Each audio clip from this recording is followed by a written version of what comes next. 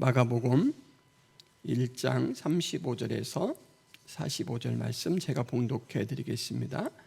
새벽 아직도 밝기 전에 예수께서 일어나 나가 한적한 곳으로 가사 거기서 기도하시더니 시몬과 및 그와 함께 있는 자들이 예수의 뒤를 따라가 만나서 이르되 모든 사람이 주를 찾나이다. 이르시되 우리가 다른 가까운 마을들로 가자. 거기서도 전도하리니 내가 이를 위하여 왔노라 하시고 이에 온 갈릴리에 다니시며 그들의 여러 회당에서 전도하시고 또 귀신들을 내쫓으시더라. 한 나병 환자가 예수께 와서 꿇어 엎드려 간구하여 이르되 원하시면 저를 깨끗하게 하실 수 있나이다.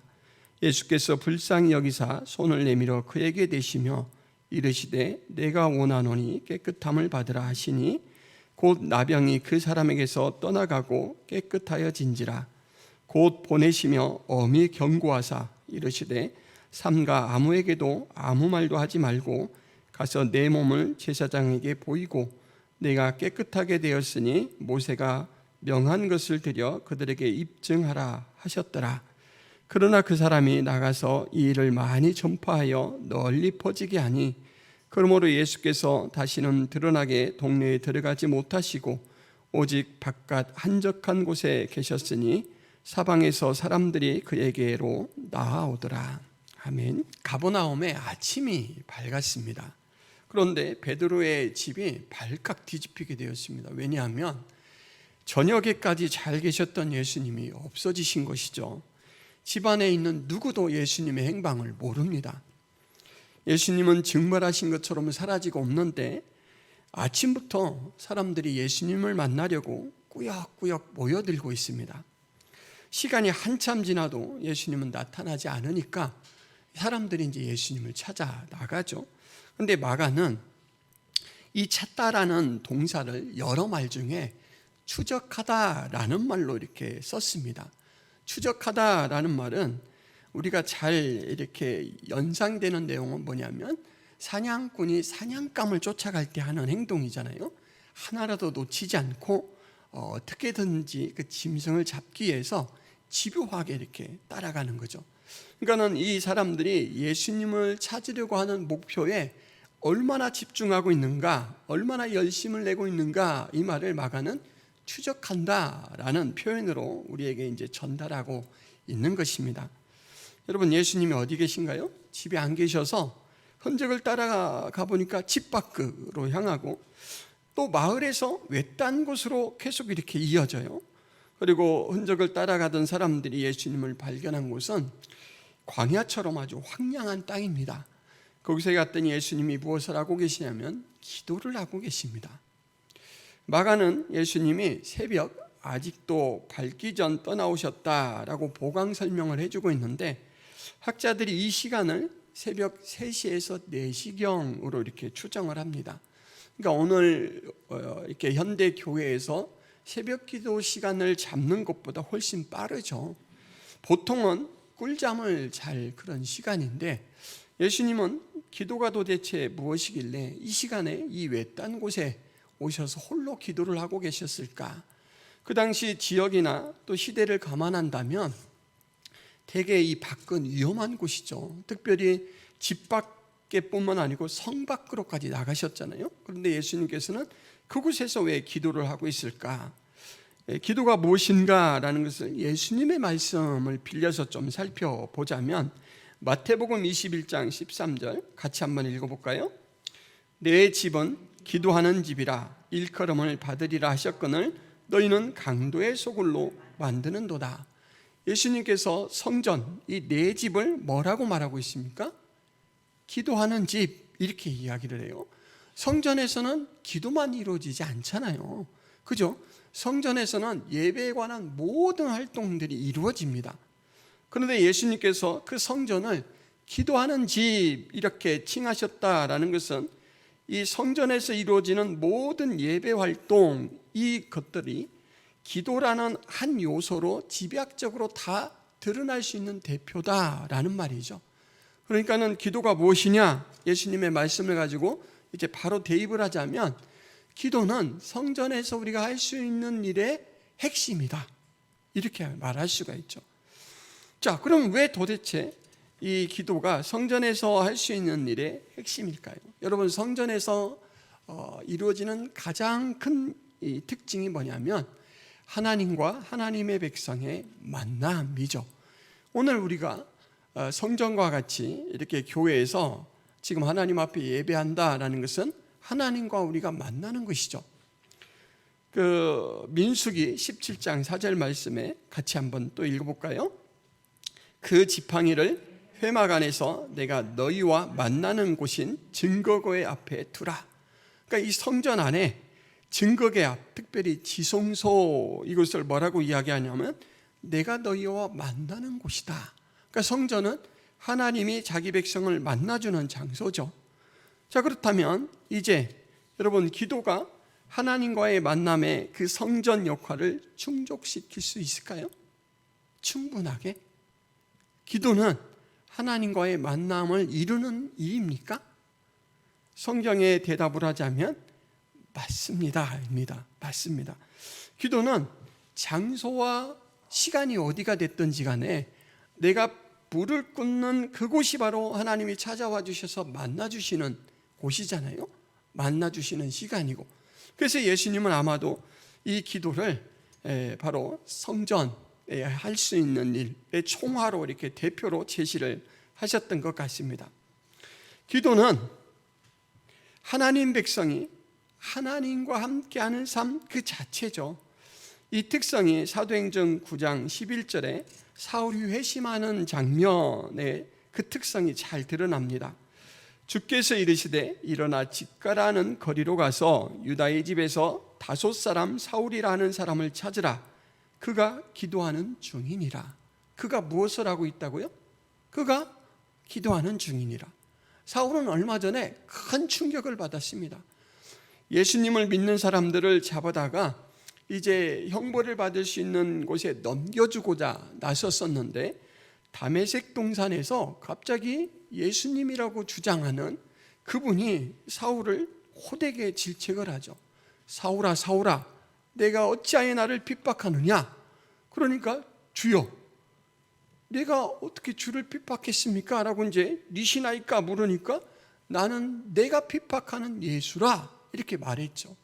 그래서 바로 자기 백성들에 대해서 사울이 대하는 태도가 예수님에게 대하는 태도다라고 이제 부활하시고 온 세계의 주권자가 예수님이다, 이것을 사울에게 나타내 줬죠. 그래서 사울은 지금 어떤 이 시간이냐면 하나님의 사람으로 변화돼 가고 있는 시간인 거죠. 근데 하나님의 사람으로 변화돼 가고 있는 이 시간에서 사울에게 가장 두드러진 특징은 뭐냐면 기도입니다. 기도. 그러니까는 하나님을 만나고 하나님은 사울을 만나주시죠.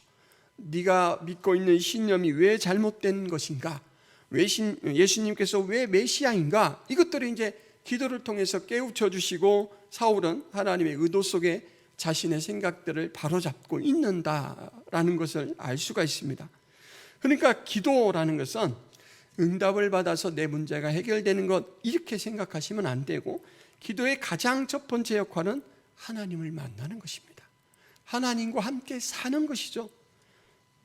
삶을 함께 나누는 것, 이거는 가장 중요한 대상에게 우리가 하고 싶은 일이고 힘써서 하는 일입니다. 가장 중요한 관계에 있는 대상에게 힘써서 하는 일이죠. 여러분에게 가장 중요한 대상은, 가장 중요한 관계에 있는 사람은 누구냐면 가족이죠. 가족. 그죠? 가족하고 여러분들이 뭐를 합니까? 살아요.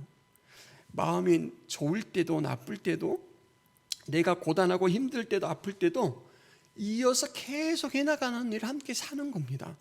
이게 하나님과 친밀한 예수님이 하나님과 함께 사는 비결이고, 이제 우리가 하나님을 알고 하나님의 사랑을 깊이 받고 있다라는 것을 깨닫게 될 때 하는 그런 모습이죠.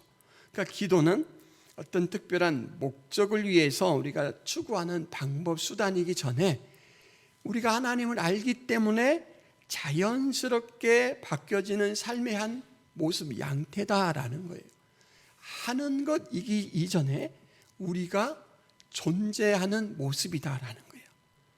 이해되시죠?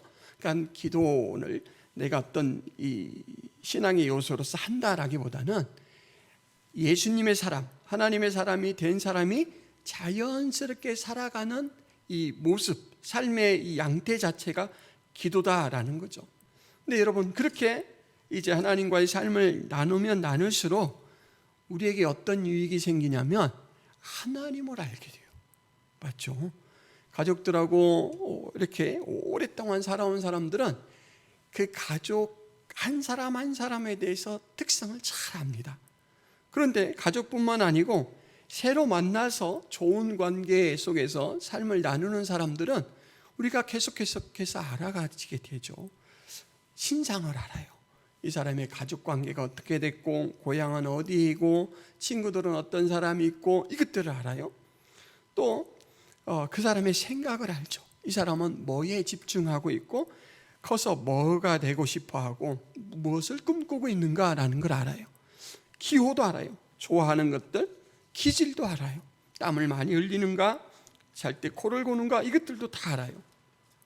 말과 행동과 이제 미세한 표정과 태도 속에서 그러니까 언어로 드러내지 않고 특별하게 요구하지 않는데도 그 동작, 또 태도, 모습, 표정 이 하나만 봐도 그 의도를 파악하게 된다라고 한다면 정말 친밀해진 것이죠. 예수님은 기도를 통해서 하나님과 그런 상태로 살고 있습니다. 맞습니까? 아멘이죠. 요한복음 10장 37절 38절 같이 한번 읽어볼까요? 만일 내가 내 아버지의 일을 행하지 아니하거든 나를 믿지 말려니와 내가 행하거든 나를 믿지 아니할지라도 그 일은 믿으라. 그러면 너희가 아버지께서 내 안에 계시고 내가 아버지 안에 있음을 깨달아 알리라. 지금 어떻게 주장을 하고 계시냐면, 너희들이 나에 대한 믿음이 쉽게 생기지 않는다면 내가 하는 일이 하나님 아버지께서 원하는 그 일인지 아닌지를 잘 파악해 봐라.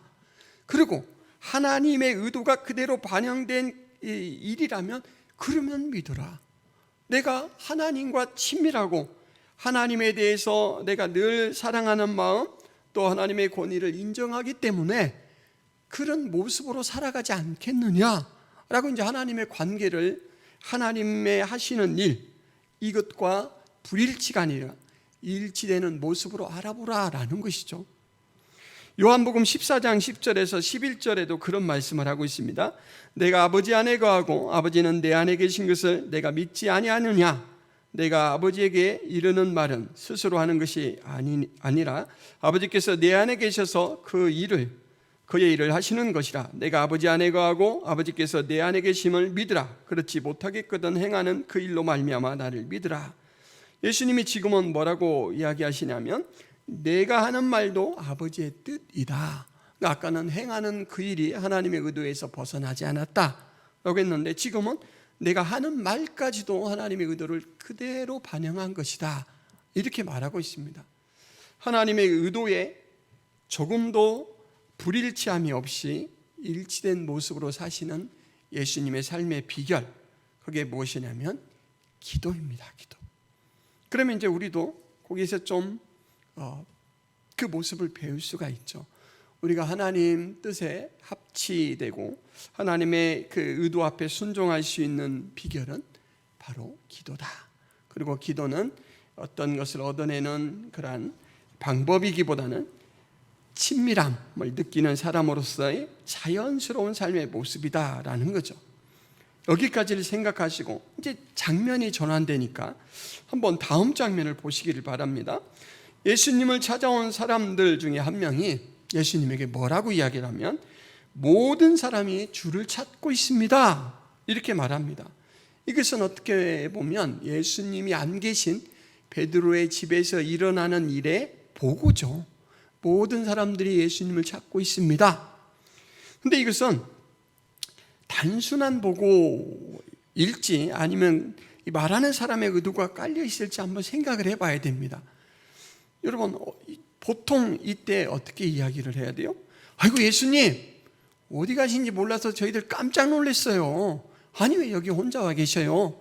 아침 드시러 가시죠? 아침 드시러 가시면 거기에 많은 사람들이 와 있는 걸 장인이 보실 거예요. 그죠? 근데 그렇게 말하지 않고 뭐라고 이야기하냐면 첫 마디가 모든 사람이 주를 찾고 있습니다. 이렇게 이야기해요. 그 말 속에는 예수님 빨리 찾아가서 그 사람들을 만나 주시죠.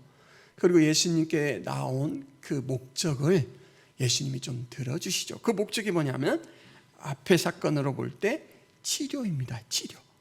예수님께서 기적을 가지고 병자들을 많이 치료해 주셨는데 그 기대를 가지고 막 이제 나온 거죠. 근데 예수님이 그 말을 듣고 하신 말씀이 뭐냐면 우리가 다른 가까운 마을들로 가자. 거기서도 전도하리니 내가 이를 위하여 왔노라. 여러분 어떻게 이 대화가 자연스러운가요? 예수님 많은 사람들이 주를 찾고 있습니다. 그런데 우리가 다른 가까운 마을들로 가자. 거기서도 우리가 전도할 것인데 내가 그 일을 위해서 왔다. 여러분 어떻게 생각하세요? 자연스러우세요? 고민을 안 해보셨나 봐요. 제가 볼 때는 너무너무 어그러지고 동떨어진 대답이셔요. 그죠? 아차, 얘들아 시간이 벌써 이렇게 됐나? 어서 돌아가자. 오늘 할 일이 참 많을 테니 너희들도 각오를 단단히 해라. 얼마나 모인 것 같냐? 100명이 넘냐? 이렇게 물어보셔야 되잖아요. 아니면 야 조금만 더 기도하고 가자. 이왕 나왔으니까 사람들은 이미 와 있고 우리가 갈 때까지 그 사람들은 필요가 있기 때문에 가지 않을 거니까 조금 더 기도하고 가도 될 듯 싶다. 좀 더 같이 기도하자. 이렇게 뭔가 좀 앞사람의 대화에 개연성이 있는 말로 반응을 하셔야 되는데 예수님은 전혀 동떨어진 대답으로 딱 이야기를 하셔요. 그러니까 와 예수님이 사람을 무시하나? 이럴 수 있어요. 그런데 가만히 주의를 기울여 보면 지금 예수님의 이 행동 속에는 예수님이 어떤 음성에 귀를 기울이고 있는가가 나타납니다. 현장에서 말하는 사람의 음성에 귀를 기울이는 게 아니고 전도하러 가자. 내가 이를 위하여 왔나니 이렇게 말한다라는 것은 예수님이 오랫동안 기도를 통해서 하나님과의 이 삶을 나누고 관계를 나누면서 하나님의 의도가 전도에 있다라는 걸 아시는 거예요. 그러니까 지금 이 사람 앞에 보여준 말의 반응이 아니라 하나님의 의도 앞에 반응하고 있는 거예요. 지금 이 사람들이 누구예요? 모든 사람이 주를 찾고 있습니다. 이 말 속에는 아까 제가 약간의 화자의 의도가 깔려 있다라고 했죠. 당신을 찾아온 사람들을 빨리 가서 그 사람들 소원을 이루어 주시죠. 그 이야기 속에는 이 요청하는 사람이 그 모인 군중들에 대해서 또 어떤 생각을 가지고 있는가 이걸 짐작해 보게 하는 힌트가 들어있죠. 여러분 지금 이 사람들이 모인 군중들을 어떻게 생각하고 있을까요? 모인 사람들은 예수님의 이적의 소문을 듣고 몰려왔잖아요. 그리고 이제 그 사람들은 하여간 병이 낫고 싶어 온 사람들이 많아요. 그러니까는 이 사람들을 잘 치료해주고 마음을 읽어주고 다독여주면 이 사람들은 누구냐면 예수님을 끝까지 추종할 수 있는 지지 세력이 되는 거죠. 그러니까는 지금 예수님에게 얼른 돌아가시죠 라는 이 의도를 내비친 사람 속에는 이 대중들은 우리가 잘 관리하고 우리 편으로 만들 사람들이에요. 왜냐하면 이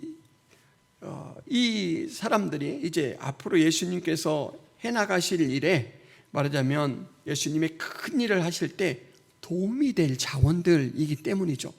그 이야기 속에는 군중들의 그 필요를 채워주면서 자기들이 이루고자 하고 싶은 것들도 이루고자 하는 그런 마음이 들어가 있죠. 그러니까 예수님께서는 이 태도를 지금 이 하시는 말씀을 통해서 되게 경계하시는 것입니다. 여러분 예수님께서 만나주시는 이 사람들에 대해서 그 사람들이 예수님을 어떻게 알기를 원하냐면 하나님의 구원 역사를 이루러 오신 구원자로 알기를 원하시죠. 그냥 단순히 병을 치료하는 기적을 베푸시는 분 또는 남들이 가지지 않은 특별한 능력으로 이제 로마로부터 지배를 받고 있는 자기 나라 땅을 해방시켜줄 그런 메시아가 아니라 하나님 나라를 소개하고 하나님 나라 백성을 되게 만드는, 복음으로 그 일을 하는 그런 분으로 알기를 원하셔요. 근데 지금 사람들은 자꾸만 선입관을 가지고 예수님에 대해서 약간 좀 다른 쪽으로 생각하고 있고, 그리고 예수님을 추적해서 찾아온 사람들도 그 선입관에서 그렇게 멀지 않아요. 그러니까 예수님께서 지금 아주 동떨어진 명령을 내리심으로 그들의 의도를, 사람을 향한, 또 사람에게 기울어진 의도를 하나님 쪽으로 이렇게 세워주시는 거죠. 그래서 예수님은 이 베드로의 집에 모인 그 군중들에 대해서도 어떤 의식을 가지고 있냐면, 복음으로 변화되어야 될 전도대장자들, 이런 의식을 가지고 있죠. 기적에 눈을 돌려 하나님을 바라보아야 참된 구원의 복을 받을 수 있는 가련한 사람들, 육체의 병을 고치는 능력에 쏠린 그들의 관심을 하늘나라로 돌려놓고 세상의 이력에 마음을 빼앗긴 사람들을 하나님의 거룩한 의도로 바로잡아줘야 되겠다라는 마음으로 지금 예수님께서 우리가 다른 가까운 마을들로 가자, 거기서도 전도하려니 내가 이를 위하여 왔노라 라고 말씀하시는 것입니다. 사람의 의도가 아니라 하나님의 의도를 따라 선택하고 행동하시는 예수님의 모습이죠. 후에 바울은 이 사실을 하나님의 의도를 따라 살아가야 되는 우리의 그런 모습까지 연결해서 디모데전서 2장 4절에 이렇게 밝혀주고 있습니다. 하나님은 모든 사람이 구원을 받으며 진리를 아는 데 이르기를 원하시느니라. 예수님이 참 하나님의 의도를 잘 파악했죠. 그리고 하나님의 의도를 파악하고는 실행하는 데 있어서 추진력 있는 실천가의 모습을 보여주십니다. 온 갈릴리에 다니시며 그들의 여러 회당에서 전도하시고 또 귀신들을 내쫓으시더라.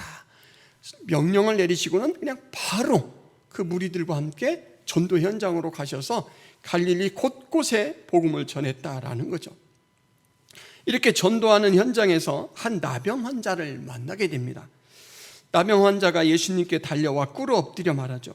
원하시면 저를 깨끗하게 하실 수 있습니다. 나병 환자는 예수님의 능력에 대해서 절대적인 신뢰의 이 고백을 하면서 또 원하시면 이라는 말을 통해서 어떠한 결과라도 예수님의 권위를 인정하고 수용하겠다라는 겸손한 태도를 보이고 있습니다. 예수님이 이 사람을 불쌍히 여기시죠. 예수님의 마음을 마가는 밝혀서 적어내고 있습니다. 불쌍히 여기셨다라고 밝혀 적어내고, 그 다음에 이 마음이 몸으로 이렇게 행동으로 연결이 되는데, 그게 뭐냐면 이제 손을 내밀어 그에게 대시죠. 나병 환자를 여러분 이렇게 만지는 게 쉬울까요? 쉽지 않아요. 오염원이잖아요. 인간적으로 볼 때도 오염원에게, 맞아, 병자, 지독한 병자에게 손을 대는 게 쉽지 않은데, 유대 사회에서는 이것이 정결법 위반 행위가 됩니다. 그러니까는 내가 이렇게 좀 더러워지는 걸 각오할 정도가 아니고 법을 어기는 것으로 사람들에게 고발을 당할 수가 있어요. 그런데 예수님께서 이 나병 환자를 불쌍히 여기는 마음, 그 사랑이 너무나 커서 그 정결법을 초월해서 환자의 마음까지 이렇게 만져주심으로 위로를 해주시죠. 여러분, 우리가 어느 때 기도하다가 또는 어떤 일이 시행될 때 하나님 저를 이렇게까지 하십니까? 하나님 이렇게까지 제 생각에 맞춰주십니까? 그렇게 느낀 적이 있으시죠? 하나님이 지금 나병 환자를 그렇게 만나주시는 거예요. 그런데 하나님이 나병 환자를 특별히 대하는 방법은 아직 한 가지 정말 큰 방법이 남아있어요. 예수님이 뭐라고 선언하셨습니까? 예수님이 뭐라고 선언하셨어요? 대답 안 하실 겁니까? 원하시면 저를 깨끗하게 하실 수 있나이다, 그렇게 말했는데, 내가 원하노니 깨끗함을 받아라. 그 사람이 말한 형식으로 대답하고 있죠. 근데 이 말 속에서 놀라운 비밀이 숨겨져 있어요. 내가 원하노니 나라가 아니고 깨끗함을 받아라 그랬어요. 이 나병 환자는 의학적인 치료도 중요하지만 나병이라는 것이 주는 사회적인 압박감, 이게 너무너무 고통스러운 거예요. 여러분, 조선시대에 사형제도 중에서 팽형이라는 게 있습니다. 팽형은 삶다라는 말이에요. 삶다. 가마솥에 막 불을 떼서 삶다. 그러니까 사람을 막 삶아 죽이는 거죠. 누구에게 내리는 형벌이었냐면 탐관오리. 탐관오리를 그 광화문 그 어떤 다리가 있는데 그 다리 앞에 큰 가마솥을 걸어놓고 불을 떼요. 그리고 이제 그 탐관오리를 그 속에 들어갔다 나오게 해요. 들어갔다 나오게 해요. 삶아 죽는 게 아니고 미지근한 물이에요. 미지근한 물. 그러니까 형식만 취하는 거예요. 삶아 죽인 거다 너는. 삶아져서 죽은 거하고 똑같다 이거예요. 근데 이 사람이 이 솥에서 나오잖아요. 그럼 집으로 돌아갈 때 어떻게 돌아가냐? 상여를 타고 돌아가야 돼요. 그러니까 죽은 사람 장사 지내는 걸 하는 거예요, 이렇게. 그리고 집에 가면 막 머리를 풀고 하얀 소복을 입고 집에서 지내요. 그리고 이제 밖에는 못 나오도록 좀 이렇게 가택 연금을 시키는데 이게 또 아주 엄격하지는 않아요. 나올 수는 있어요. 근데 나오면 사람들이 귀신 취급해요. 죽은 사람이니까. 이 사람에게는 친척도 안 찾아와요. 벗도 안 불러줘요. 그 이름을 호명한 사람도 없어요. 진짜 죽은 자예요. 그러니까는 이 제도는 뭐냐면 명예살인이에요. 명예사형. 그러니까 너무너무 못된 짓을 했는데 죽이자니 좀 그렇고 하니까는 아예 그냥 사회적으로 매장을 시켜버리는 거죠. 이 사람은 죽은 사람이기 때문에 자식을 낳잖아요. 호적에도 못 올려요. 죽은 사람이 어떻게 자식을 낳아요? 그래서 사생아가 돼요. 보통 이 팽형을 언도받으면 두 가지를 선택할 수 있다고 합니다. 하나는 팽형을 그냥 당하든지 아니면 자결이에요. 근데 자결을 하면 혹시 나중에 그것이 억울한 일로 밝혀질 때 이 복권이 됩니다. 명예회복이 돼요. 근데 팽형을 받은 사람은 그 일이 밝혀져도 복권이 안 된답니다. 근데 지금 이 시대의 유대인들 중에 나병이 걸렸다. 이것은 조선시대 팽형의 굴레보다 훨씬 무거운 굴레예요. 왜냐하면 유대인들의 의식 속에는 나병은 하나님의 저주받은 병이에요. 그리고 죄 때문에 생기는 병이에요. 그러니까 나병 그럼 덮어놓고 저거 상종 못할 죄인이야 이게 되는 거예요. 그래서 사회와 격리가 돼요. 왜냐하면 옮길 수 있으니까. 그런데 그렇게 격리되기 전에 어떻게 해야 되냐면 사람들이 다가와서 그 사람들도 더러워지면 안 되니까 사람들이 다가오지 못하도록 나는 부정합니다 막 소리를 지르고 다녀야 돼요. 그러니까 이 말은 나는 죄인입니다 라는 것을 스스로 막 자백하며 다녀야 되는 것과 똑같아요. 그러니까 이 나병 환자는 나병 때문에 몸이 당하는 고통도 막 아파 죽겠지만 더 고단한 것은 사회적인 그런 고립, 또 사람들에게 그렇게 취급받는 거죠. 그러니까 예수님 앞에 치료해 주세요가 아니라 깨끗하게 해주세요라고 자기 생각을 담아서 예수님께 고했죠. 그런데 예수님이 그 사람의 속 의도를 정확하게 간파하셔요. 그래서 그 의도를 읽어주시고 그 의도대로 내가 원하노니 깨끗함을 받으라. 얼마나 행복해요, 그죠? 이렇게 예수님을 만나는 데 있어서 대성공을 했습니다. 그런데 이 사람에게 이제 예수님이 역으로 해요. 야, 너 이 치료받은 일에 대해서 아무에게도 아무 말도 하지 마라. 이러고 보내요. 또 한 가지는 네가 이렇게 나병에서 치료받았으니까 모세가 명한 율법대로 하나님 앞에 드려야 될 것들을 드리고 그 사람들에게 증거를 삼도록 해라 이랬어요. 왜 아무 말도 하지 말라라고 당부를 해서 보냈을까요?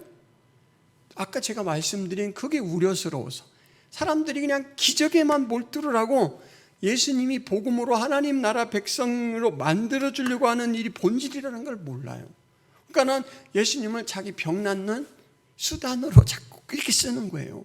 그러니까 예수님이 그걸 막으시고 먼저는 자신이 하나님 나라의 바로 메시아다라는 것을 먼저 알고 그리고 이제 치료를 받아도 그렇게 순서가 바르게 정립될 수 있도록 너 기적으로 치료받았다고 이렇게 말하고 다니지 말라 이렇게 얘기하신 거예요. 여러분 이 사람이 예수님의 의도를 어떻게 잘 알고 순종했나요? 아닙니다. 이 사람이 자기가 그냥 이렇게 치유받은 이 사건에 너무 몰입이 되고 도취가 돼가지고 만나는 사람마다 막 다 떠벌리고 다녔어요. 알아요? 이거 봐요, 이거 해가면서 막 이게 다 봐요. 왜냐하면 자기가 빨리 사회에 소속이 돼야 되잖아요. 그러니까는 예수님이 알려주신 하나님의 의도, 예수님의 의도하고 상관없이 막 자기 의도가 막 앞장선 거죠. 그래서 결국은 어떤 결과가 다가왔냐면 예수께서 다시는 드러나게 동네에 들어가지 못하시고 오직 바깥 한적한 곳에 계셨다. 복음 이 사역에 큰 장애를 받아요. 복음의 창협력자가 되기 위해서는 의도를 아는 것이 먼저 필요하고 의도에 순종하는 자세가 필요하죠. 불순종의 열심보다는 순종의 침묵이 하나님 나라에 도움이 될 때가 있습니다. 말씀을 정리하겠습니다. 오늘 말씀에 등장하는 인물을 세 군으로 분류를 할 수가 있습니다. 첫째는 예수님이죠. 예수님은 기도 가운데 하나님과 친밀한 삶을 살아요. 그래서 예수님은 하나님의 의도를 정확하게 파악하고 계십니다. 그래서 내가 다른 마을들로도 전도를 하러 가야 되겠으니 내가 이 일을 위해서 왔다라고 한 번도 하나님의 의도를 놓치지 않아요. 두 번째, 군은 예수님을 추적해온 사람들. 이 사람들은 예수님을 좋아하고 예수님을 따라요. 제자죠, 제자. 아직은 훈련받지 못한 제자. 이 사람들은 앞에서는 예수님하고 친밀한 관계를 하고 따르지만 아직 의식은 안 바뀌었어요. 그래서 대중들이 자신들을 나중에 높아지게 하는 데 있어서 아주 큰 기여를 할 잠정적인 지지자들이다라고 생각하고 어떻게 하면 예수님과 자기들이 비율을 맞춰줄까. 그래서 나중에 내가 쓰기에 아주 요긴한 사람들로 말하자면 관계를 잘 맺어갈까. 그러니까 세상적인 이 의도, 사람들이 갖는 보통의 의도의 지배를 받고 있어요. 마지막으로 세 번째, 나병의 고침을 받은 사람. 이 사람은 예수님이 직접 말씀으로 의도를 얘기를 해 주셨어요. 네가 침묵하는 게 하나님 나라를 위해서 잘하는 일이다. 그런데 이 사람은 자기에게 도취돼 가지고 그냥 다 떠벌리고 다녔어요. 그래서 결국은 하나님의 일을 오히려 방해하는 그런 삶의 모습을 보였고 예수님의 복음 사역이 어려워지게 만들었죠. 여러분, 예수님은 하나님의 의도에 대해서 부동의 모습을 보입니다. 절대 변하지 않는 모습을 보여요. 예수님에게 모집된 이 제자, 아직 훈련되지 않은 사람들은 이 하나님의 의도에 대해서는 늘 예수님께 듣고 있으면서도 더 많이 세상적인 사람들의 의도에 충동을 당해요.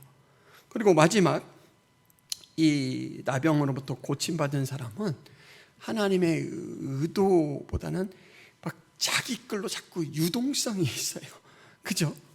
그렇다면 이제 이 세 군을 통해서 우리가 정리를 해서 좀 이제 우리에게 적용을 하자면 하나님의 의도를 놓치지 않고 붙들 수 있는 비결이 무엇일까?